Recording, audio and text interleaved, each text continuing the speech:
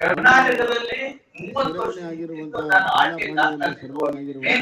ಸುಮಾರು 1.25 ಲಕ್ಷ ಕೋಟಿ ಹಣ ಅವರಿಗೆ ಡ್ರಿಪ್ ಇರಿಗೇಷನ್ ಖರ್ಚು ಮಾಡಿದ್ರೆ ಯಾವೊಂದು ಸಕ್ಸಸ್ ಆಗಿಲ್ಲ. 1.25 ಕೋಟಿ ನಮ್ದು ಪ್ರಜೆಗಳ ಹಣ ಹೋಗ್ಬಿಡ್ತಲ್ಲ, ಅದೇ 1.25 ಕೋಟಿ ಇದು ಸಣ್ಣ ಉದಾಹರಣೆ.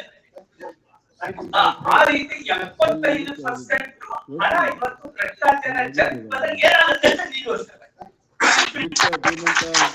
ಒಂದು ಕೂಡ ಕರಗಲಿಲ್ಲ. ಒಂದು ಸ್ವತಂತ್ರ ಹೋರಾಟ ಸುಲಭದಲ್ಲಿ ಬರೋದಿಲ್ಲ. ನಾವು ಎಲ್ಲರೂ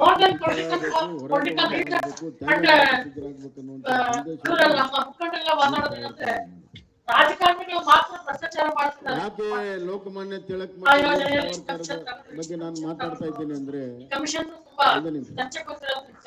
ಈ ಸ್ವತಂತ್ರ ಹೋರಾಟದ ಕಲ್ಪನೆ, ಸ್ವತಂತ್ರ ಜನ್ಮಸಿದ್ಧ ಹಕ್ಕಾಗಬೇಕಾದ್ರೆ 7 ಜನ ಐಎಎಸ್ ಅಧಿಕಾರಿಗಳು, 23 ಜನ ಹಿರಿಯ ಪೊಲೀಸ್ ಅಧಿಕಾರಿಗಳು, ಸುಮಾರು 140 ಜನ ಅತಂತ್ರ ಒಟ್ಟಾರೆ ಕಂದಾಯ, ಸರ್ವೆ ಮತ್ತು ಬೇರೆ ಬೇರೆ ಇಲಾಖೆಗಳು ಸೇರಿ 2600 ಜನ ಆ ಒಂದು ಅಕ್ರಮ ಗಣಿಗಾರಿಕೆ ಭಾಗಿಯಾಗಿದ್ದಾರೆ. ಹೀಗಾಗಿ ಐಎಎಸ್ ಅಧಿಕಾರಿಗೆ ಪನಿಷ್ಮೆಂಟ್ ಆಗಿದ್ದು ನೋಡಿಲ್ಲ, ನಮಸ್ಕಾರಗಳು, ಐಪಿಎಸ್ ಅಧಿಕಾರಿಗೆ ಕೃತಜ್ಞತೆಗಳು. ಸಣ್ಣ ಪುಟ್ಟವರಾಗಿದ್ದಾರೆ ವಿಲೇಜ್ ಅಕೌಂಟೆಂಟ್ ಆದಾಯ ಮೊದಲು ಸ್ವತಂತ್ರ ಪಡಿಬೇಕು ವಿಚಾರ ಮಾಡಿದಂತ ಈ ಎಲ್ಲ ಹಿರಿಯರಿಗೆ ಯಾಕೆ ಅಧಿಕಾರಿಗಳು ಮಾಡ್ತಾರೆ ಅಂತ ಈ ಭ್ರಷ್ಟಾಚಾರವನ್ನ ಮುಂದಕ್ಕೆ ತರ್ತಾರೆ. ನಂತರ ಕೂಡ ಅದಕ್ಕೆ ವೇಗವನ್ನ ಯಾವಾಗ ಸಿಕ್ತು ಅಂದ್ರೆ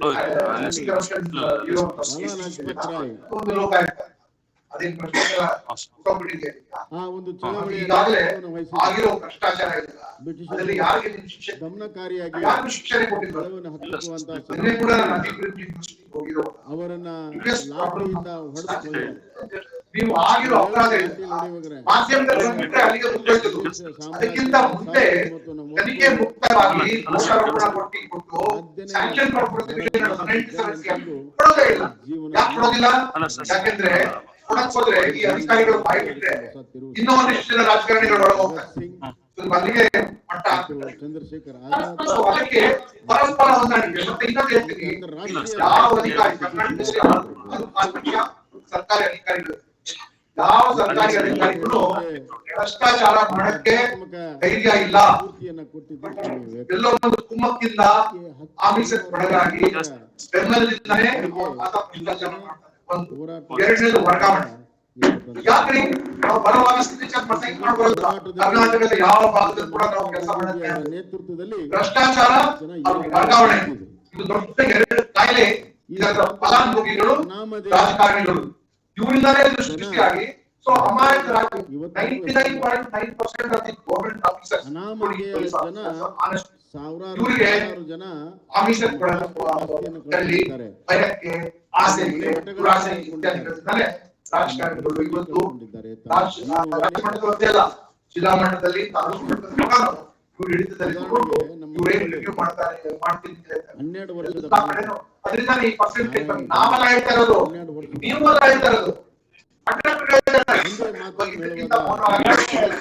ಕಾರ್ಯಾಂಗದಲ್ಲಿ ಭ್ರಷ್ಟಾಚಾರ ಇಲ್ಲ ಅಂತ ಹೇಳ್ತಾ ಇದ್ದಾರೆ. ಮಾತ್ರ ಅಂತ ಧ್ವಜ ಹಿಡಿದು ಹೇಳುವಾಗ ಇದೇ ಅಂತ ಹೇಳ್ತಾ ಇದ್ದೀನಪ್ಪ. ನನಗೆ ಒಂದು 5 ಸತಿ ವಾರ್ನಿಂಗ್ ಕೊಟ್ಟು ಆನೆಸ್ಟ್ ಆಗಿರೋರು ಅವ್ರಿಗೆ ಇದೆಲ್ಲ ಇದರಿಂದಾನೆ ಅವ್ರಿಗೆ ಡಿಫರೆನ್ಸ್ ಮಾಡಿ ನೀವು ವರ್ಗಾವಣೆ ಮತ್ತು ಅಧಿಕಾರಿಗಳು ಭ್ರಷ್ಟಾಚಾರ ಮಾಡ್ತಾ ಇದ್ದಾರೆ, ಇಲ್ಲ ಅಂದ್ರೆ ಅವರಲ್ಲಿ ಸ್ವಚ್ಛವಾಗಿ ಆಡಳಿತ ಮಾಡ್ತಾರೆ, ಅಧಿಕಾರ ನಡೆಸ್ತಾರೆ. ಸ್ವಚ್ಛವಾಗಿ ಆಡಳಿತ ಮಾಡಿ ಯಾರು ಧೈರ್ಯ? ನಾನೇ ಕೇಳಿ ಹೇಳ್ತೀನಿ, ನಾನೇ ಟ್ರಾನ್ಸ್ಪೋರ್ಟ್ ಕಮಿಷನರ್ ಆಗಿರುವಾಗ ಮುಖ್ಯಮಂತ್ರಿ ಕಚೇರಿಯಿಂದ ಅವರಿಗೆ ಫೋನ್ ಮಾಡಿ ನನ್ನ ಸಲಹೆ ಕೇಳಿದ್ರು. ಕೆಐಡಿಬಿಗೆ ನಾವು ಒಳ್ಳೆ ಅಧಿಕಾರಿ ಆಗ್ಬೇಕು ಸಜೆಷನ್. ನನಗೆ ಒಂದು ಅರ್ಧ ನಿಮಿಷ ನನಗೆ ನಗುಡೆ ಬಂತು. ಒಳ್ಳೆ ಅಧಿಕಾರಿ ಅಂದ್ರೆ ಒಳ್ಳೆ ಅಡ್ಜಸ್ಟ್ ಮಾಡ್ಕೊಂಡು ಹೋಗೋ ಅಧಿಕಾರಿ. ಮಹಿಳೆಯರು ಕೂಡ ಒಳ್ಳೆ ಅಧಿಕಾರಿ. ವಾಟ್ ಯು ಮೀನ್ ಒಳ್ಳೆ ಅಧಿಕಾರಿ? ಅಡ್ಜಸ್ಟ್ ಮಾಡ್ಕೊಂಡು ಹೋಗುವಂಥದ್ದು, ಸಲಹೆ ಮಾಡ್ಕೊಂಡು ಹೋಗುವಂಥದ್ದು, ಹೇಳಿದ ಮಾತು ಕೇಳ್ಕೊಂಡಿರೋದು, ಪ್ರಶ್ನೆಗೆ ಜನರ ಪರವಾಗಿ ನಿನ್ನ ಹೇಳಿ ಸರಿ ತಪ್ಪಾದ ಮಾಡೋದು ಬೇಡ ಅಂತ ಹೇಳಿ ಅಧಿಕಾರಿ. ಸೊ ಎಲ್ಲ ಅಧಿಕಾರಿಗಳಿಗೆ ಹೇಳ್ತಾರೆ ನಾವು ಉತ್ತರ ಕೊಡ್ಬೋದು. ಮತ್ತೆ ಅವ್ರ ಪ್ರಶ್ನೆಗಳಿಗೆ ಹಂಗೆ ಇದೆ ಎಲ್ಲ ಹಿರಿಯ ಅಧಿಕಾರಿಗಳ ಮೇಲೆ ಜಸ್ಟಿಸ್ ಹೆಗಡೆ ಅವರು ಪಾಯಿಂಟ್ ಔಟ್ ಮಾಡಿದ್ರೆ 12 ವರ್ಷ ಆಯ್ತು ಮುಖ್ಯಮಂತ್ರಿ ಜೈಲ್ಗೆ ಹೋಗಿ ಯಾರು ಜೈಲ್ಗೆ ಹೋಗಿದ್ದಾರೆ, ಯಾರೋ ಬಡವರು ಅಮಾಯಕರು ಮತ್ತೆ ಪಾಪದವರು ವಕೀಲರು ಫೀಸ್ ಕೊಡೋದಾಗಿರೋದು ಅವ್ರ ತರ ಜೈಲಿಗೆ ಹೋಗಿದ್ದಾರೆ. ಜೈಲಿಗೆ ಹೋಗ್ಬೇಕಾಗಿರೋರು ಬೆಂಚ್ದಾಗ ಓಡಾಡ್ಕೊಂಡಿದ್ದಾರೆ. ಅವ್ರಿಗೆ ಧೈರ್ಯ ಇಲ್ಲಲ್ಲ ನಿಮ್ಗೆ, ನೀವು ಮಾತಾಡಿ ನಿಮ್ ಸಿಐ ಕೂಡ ಹೊರಗೋಗ್ಬಿಡ್ತಾರೆ. ಜನ ಕೂಡ ಕೂಗಾಡಿ ಅವರು ಈಗ ನೋಡಿ ಸಿಐ ನೀವು ರಾಜೀನಾಮೆ ಕೊಟ್ಟಂತ ಸಂದರ್ಭದಲ್ಲಿ ರಾಜಕಾರಣಿಗಳು ಸಿಡಿ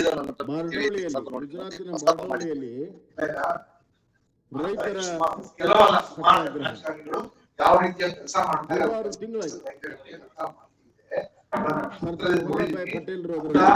ರಾಜಕಾರಣದಲ್ಲಿ ಅಥವಾ ಅನ್ನ ಕೂತ್ಕೊಂಡು ನಿಮ್ ಸಿಡಿ ಅಂತ ಸಮಯನೂ ಇಲ್ಲ. ಮತ್ತೆ ರಾಜಕಾರಣಿಗಳಿಗೆ ಸಿಡಿ ವ್ಯಾಪಾರ ನಾವೇನ್ ಹೇಳೋ ಅವಶ್ಯಕತೆ ಇಲ್ಲ. 18 ಜನ ಹೋಗಿದ್ದಾರೆ ಹೈಕೋರ್ಟ್ ಬಾಗಿಲು ಕಟ್ಬಿಟ್ಟು ನಮ್ ಸಿಡಿ ಬಿಡುಗಡೆ ಮಾಡುವಾಗ ಅವರೇ ಹೋಗಿದ್ದಾರೆ. ನಾವೇನ್ ಹೇಳೋ ಚಂಪಾರನ್ ಜಿಲ್ಲೆಯಲ್ಲಿ ಚಹಾಪೂಟದ ಕಾರ್ಮಿಕರು ತಿರುಗಿ ಬಿದ್ದರು. ಇಂಡಿಗೋ ಚಳವಳಿ ಅಂತಾರೆ. ಆ ಚಳವಳಿಯಲ್ಲಿ ದೊಡ್ಡ ಪ್ರಮಾಣದಲ್ಲಿ ಕಾರ್ಮಿಕರ ಸಂಘಟನೆಯಾಗಿ ದೊಡ್ಡ ಚಳವಳಿ ಆಯ್ತು. ನಾವೇ ಪಕ್ಷ ಎಫ್ಐಆರ್ ಮಾಡಿ ತನಿಖೆ ಮಾಡಿ ಸತ್ಯ ಹೊರಗಡೆ ಬರಲಿ ಅಂತ ನಾನೇ ಡಿಮಾಂಡ್ ಮಾಡಿದ್ದೀನಿ. ಮಾಡ್ತೀನಿ ಫಸ್ಟ್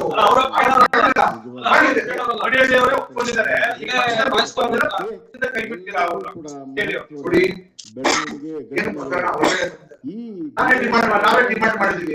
ಎಫ್ಐಆರ್ ಮಾಡಿ ತನಿಖೆ ಮಾಡಿ ಅಂತ ಹೇಳಿದ್ರಲ್ಲ. ಮಾಧ್ಯಮದಲ್ಲಿ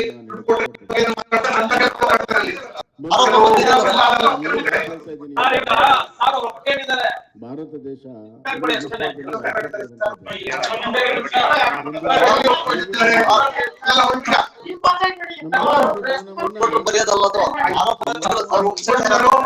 ಯಾರ ಮುಂದೆ ಒಪ್ಕೊಂಡಿದ್ದಾರೆ ಎಲ್ಲ ಒಪ್ಕೊಂಡಿದ್ದಾರೆ ನೋಡ್ಬಿಟ್ಟು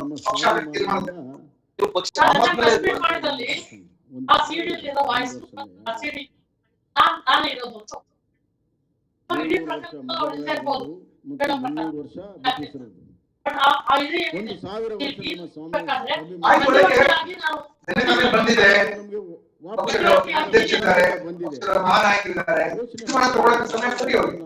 ನಾನು ಪೊಲೀಸ್ ಆಫೀಸರ್ ಮಾಡಿ ತನಿಖೆ ಮಾಡಿ ಕಠಿಣ ಪರಿಸ್ಥಿತಿ ಗುಲಾಮ ಕೈಗೆ ಬಂದಾಗ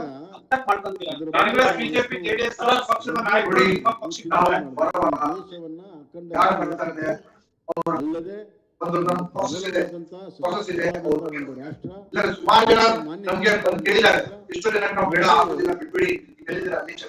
ಎಲ್ಲರಿಗೂ ಕೂಡ ಕೊಡುವಂತ ಕರ್ನಾಟಕದಲ್ಲಿ ಮುಖ್ಯಮಂತ್ರಿ ಅಭ್ಯರ್ಥಿನ ಯಾರನ್ನ ರಾಷ್ಟ್ರ ಆಗಬೇಕು ಅನ್ನುವಂತ ಕೂಡ ನಾವು ಬಿಟ್ಟು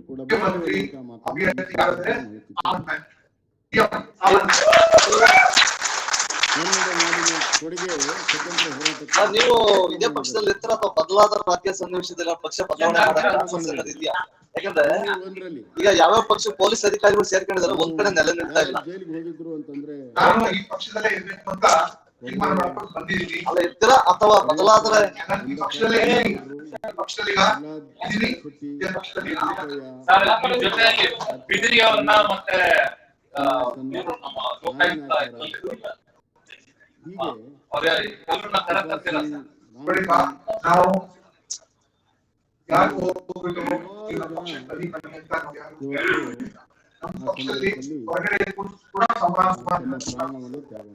ಎಲ್ಲರೂ ಸಹ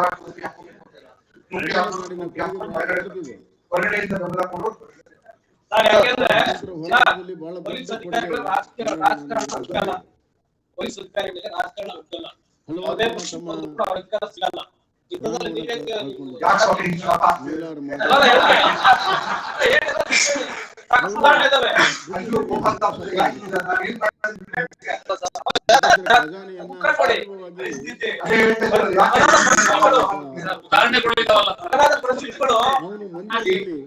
ಇದೆಲ್ಲ ಇಂಡಿವಿಜುವಲ್ ಬಿಹೇವಿಯರ್.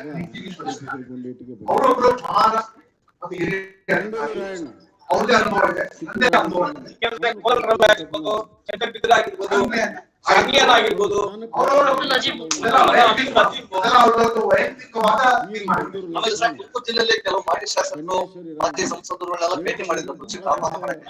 ಅವ್ರೇನ್ ಬರ್ತಾರೋ ಅಥವಾ ಸುಮಾರು ನಮ್ಗೆ ನಮ್ ಕಡೆಗೆ ಭಾರತದಲ್ಲಿ ಈ ಎಲ್ಲ ಕೊಡುಗೆ ನಾವು ಏನಂದ್ರೆ ಸಾಮಾನ್ಯ ಜನರಿಗೆ ನಾವು ಒಂದು ಅವಕಾಶ ಕೊಡಬೇಕು ಅಂತ ನಾನು ಯಾಕೆ ಹೇಳ್ತೀನಿ ಅಂದ್ರೆ ಇದೇ ಪಂಜಾಬ್ ಕೂಡ ಆಗಿತ್ತು. ನಮ್ಮ ನಾಯಕ ಹೇಳಿದ್ರು ನೋಡಿ ಹೊಸದಾಗಿ ಯಾರು ಬರ್ತಾರೆ ಅವ್ರಿಗೆ ಅವಕಾಶ ಕೊಡಿ. 92 ಜನ ಏನ್ ಪಂಜಾಬ್ ಗೆದ್ದಿದ್ದಾರೆ ನೋಡಿ, 92 ಜನ ಪಂಜಾಬ್ 82 ಜನ ಮೊಟ್ಟ ಮೊದಲನೇ ಬಾರಿಗೆ ಯಾರು ಅವರೆಲ್ಲ ಡಾಕ್ಟರ್ಗಳು, ವಕೀಲರು, ಚಾರ್ಟರ್ಡ್ ಅಕೌಂಟೆಂಟ್, ಮತ್ತೆ ರೈತರು, ಪತ್ರಕರ್ತರು, ಮತ್ತೆ ಸಾಮಾನ್ಯವಾಗಿ ಒಂದ್ ಕಡೆ ರಿಟೈರ್ ಆಗಿ ಬಂದವರು, ಮತ್ತೆ ಸ್ಕೂಲ್ ಟೀಚರ್ಸ್ ಇಂಥವ್ರು ಮುಂದೆ ಬಂದಿದ್ದಾರೆ ಹೊರತು ನಾವು ಬೇರೆ ಪಕ್ಷದಲ್ಲಿ ಇರೋ 2-3 ಬಾರಿ MLA ಆದವರು ಅಥವಾ ಅಲ್ಲಿ ಭ್ರಷ್ಟಾಚಾರಕ್ಕೆ ಗುರಿಯಾಗಿ ಕೇಸ್ಗಳಾಗಿ ಅಂತವ್ರಿಗೆ ನಾವೇನು ಹೇಳಿದ್ರಲ್ಲ ಏನು ರಾಜಕೀಯ ಅನಾಥಾಲಯ ಅಲ್ಲ. ಕೊನೆ ಕ್ವಶನ್, ಎಷ್ಟು ಸೀಟ್ ಗೆಲ್ಲ ನಿರೀಕ್ಷೆ ಇದೆ?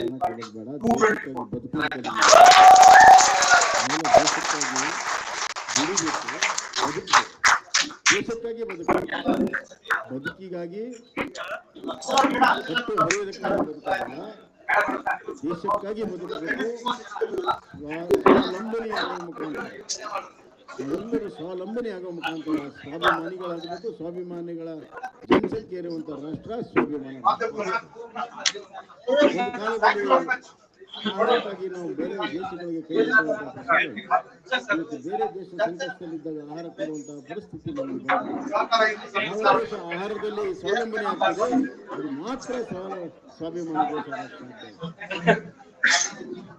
ಇವತ್ತು ಬಲಿಷ್ಠ ಭಾರತದ ಕಲ್ಪನೆಯನ್ನು ನರೇಂದ್ರ ಮೋದಿ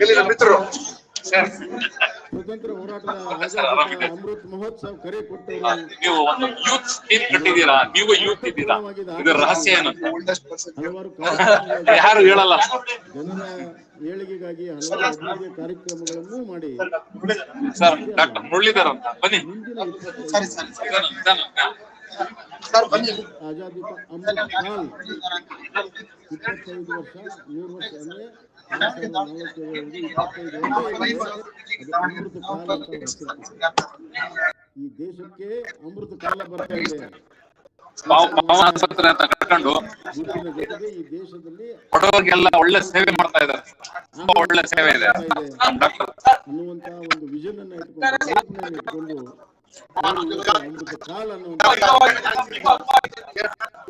ರಾಜಕಾರಣಿ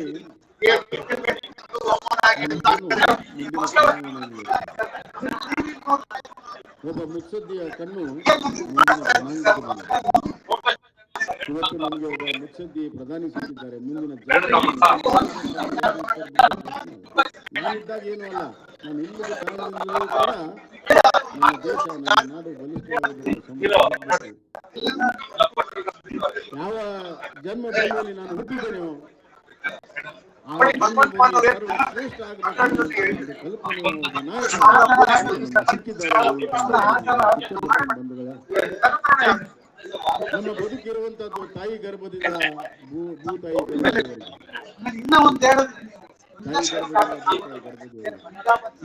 ಈ ಮಧ್ಯೆ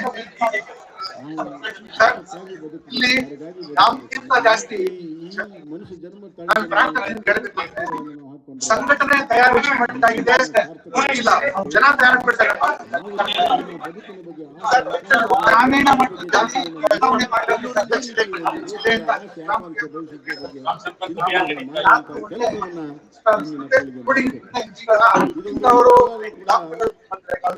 ಬಹಳ ಮಹತ್ವದ ಘಟ್ಟ.